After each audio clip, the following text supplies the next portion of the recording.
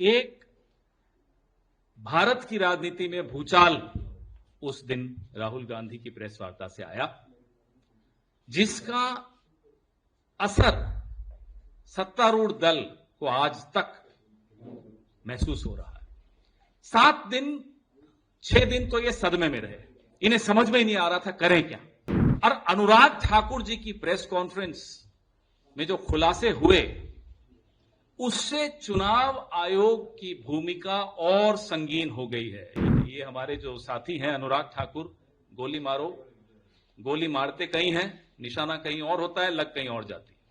निशाना था कांग्रेस पार्टी की तरफ, लगी चुनाव आयोग को जाकर। एक विधानसभा क्षेत्र महादेवपुरा के लिए उसके आंकड़े लाकर, उन आंकड़ों को लाने में हमें 6 महीने लगे।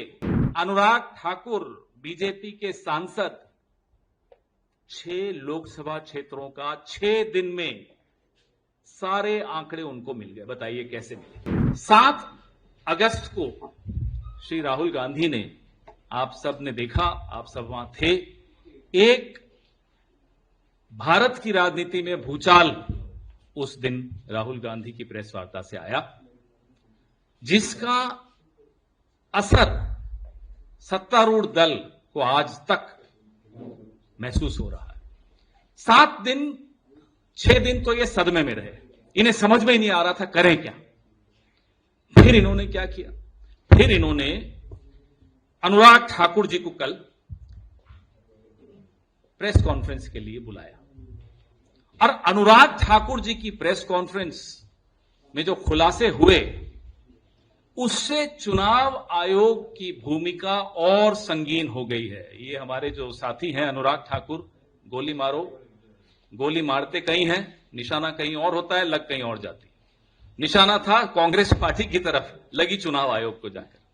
और चुनाव आयोग भी घबराया हुआ है कि एक और गोली बीजेपी से भी आ गई। 6 लोकसभा क्षेत्रों के आंकड़े भारतीय जनता पार्टी ने कल अपनी प्रेस वार्ता में जारी किए। लोकसभा चुनाव 2024 के आंकड़े, रायबरेली, अमेठी, गोल्डन हार्बर, कन्नौज, ऐसे 6 थे। और साबित करने की कोशिश की कि इन 6 के 6 लोकसभा क्षेत्रों में फर्जी वोटिंग हुई है, फर्जी वोटर हैं, वोटर लिस्ट गड़बड़ है। धन्यवाद अनुराग ठाकुर जी, पूरा देश आपको भी धन्यवाद दे रहा है। अचानक रुचि आ गई भारतीय जनता पार्टी की ये फेक वोटर लिस्ट में, अभी तक नहीं थी।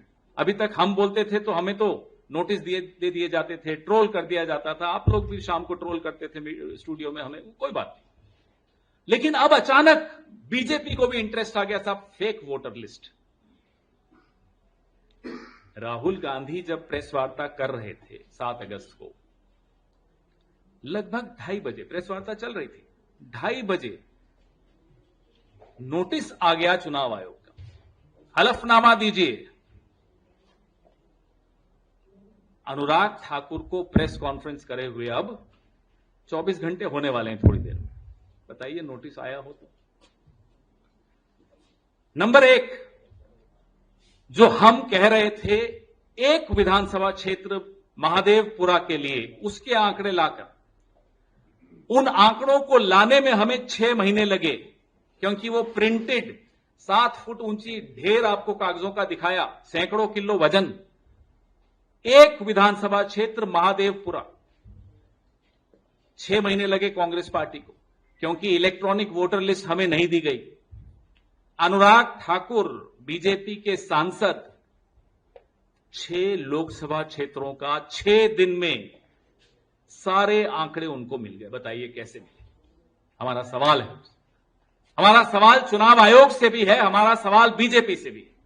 जब ये आंकड़े हैं आपके पास, जब इलेक्ट्रॉनिक वोटर लिस्ट है आपके पास, तो कांग्रेस को क्यों नहीं मिलती, विपक्ष को क्यों नहीं मिलती? अचानक कैसे मिल गई? हमें एक विधानसभा क्षेत्र के 50 बूथ के आंकड़े पढ़ के समझने में, पूरा आपके सामने प्रेजेंटेशन बनाने में 6 महीने लगे।